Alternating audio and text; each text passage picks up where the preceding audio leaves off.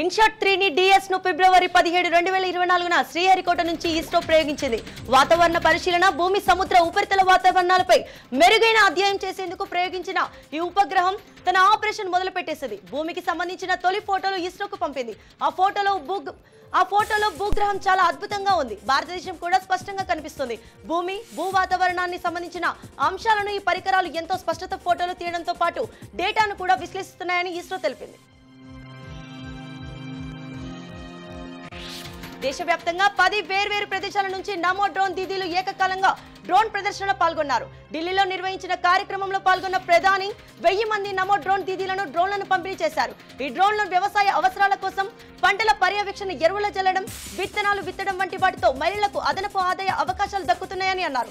21వ శతాబ్దంలో నారీశక్తి భారతదేశ సాంకేతిక విప్లవానికి నాయకత్వం వహించగలదని తాను నమ్ముతున్నారని అన్నారు. ప్రస్తుతం భారతీయ మహిళలు ఐటీ, అంతరిక్షం, సైన్స్ రంగాల్లో రాణిస్తున్నారని అన్నారు. భారత్ అమల పోదిలోకి తిరుగులేని దివ్యాస్త్రం చేరింది. భారత రక్షణ పరిశోధన అభివృద్ధి సంస్థ మరో అద్భుతం చేసింది.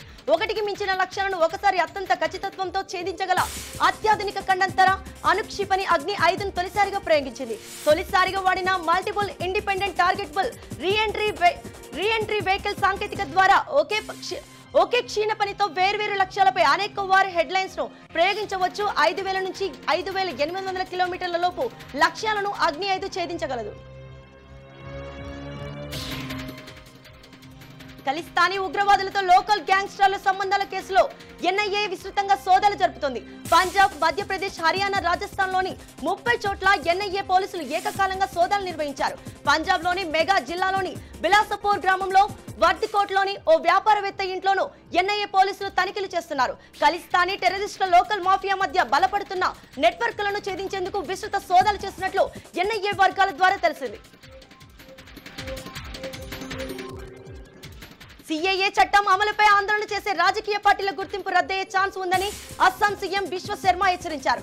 ఎవరికైనా చట్టం పట్ల అభ్యంతరాలుంటే దానిపై సుప్రీంకోర్టుకు వెళ్లవచ్చని సూచించారు.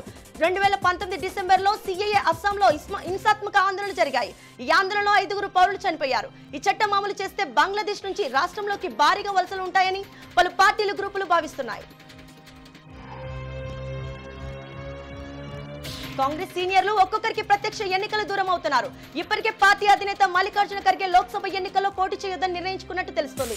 ఆయన దారిలోనే మాజీ ముఖ్యమంత్రులు, పార్టీ సీనియర్లు దిగ్విజయ్ సింగ్, అశోక్ గెహ్లాట్, హరీష్ రావత్, కమల్ నాథ్, రాజస్థాన్ మాజీ ఉప ముఖ్యమంత్రి సచిన్ పైలట్ కూడా పయనిస్తున్నారు. పార్టీ సెంట్రల్ ఎలక్షన్ కమిటీ 2వ మీటింగ్ లో 62 లోక్సభ స్థానాలకు అభ్యర్థులపై చర్చ జరిగింది. ఇందులో గుజరాత్ లో 14 సీట్లు, రాజస్థాన్ 13, మధ్యప్రదేశ్ 16, అస్సాం 14, ఉత్తరాఖండ్ లో 5 స్థానాల చొప్పున ఉన్నాయి.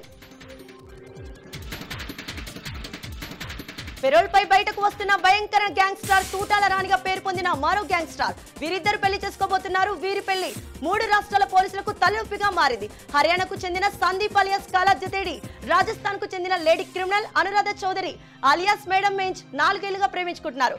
వీరిద్దరు అనేక కేసుల్లో నిందితులు.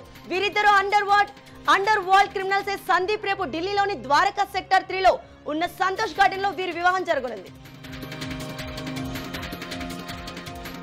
కన్నడ సూపర్ స్టార్ శివరాజ్ కుమార్ సతీమణి గీతా శివరాజ్ కుమార్ టికెట్ లభించింది. షిమోగా లోక్సభ స్థానం నుంచి గీతా శివరాజ్ కుమార్ పోటీ చేయనున్నారు. కర్ణాటక అసెంబ్లీ ఎన్నికల ముందు గీతా శివరాజ్ కుమార్ కాంగ్రెస్ పార్టీలో చేరారు. ఆ పార్టీ అభ్యర్థుల తరపున భర్తతో కలిసి ప్రచారం కూడా చేశారు. కాంగ్రెస్ గెలుపునకు సహకరించిన గీతకు తాజాగా షిమోగా పార్లమెంట్ టికెట్ దక్కింది. గీత 2014లో JDS తరపున షిమోగా నుంచి లోక్సభకు పోటీ చేసి ఓడిపోయారు. పార్లమెంట్ నియోజకవర్గం పరిధిలో మొత్తం 8 అసెంబ్లీ స్థానాలుంటే అందులో 3 స్థానాల్లో కాంగ్రెస్ ఎమ్మెల్యేలు ఉన్నారు.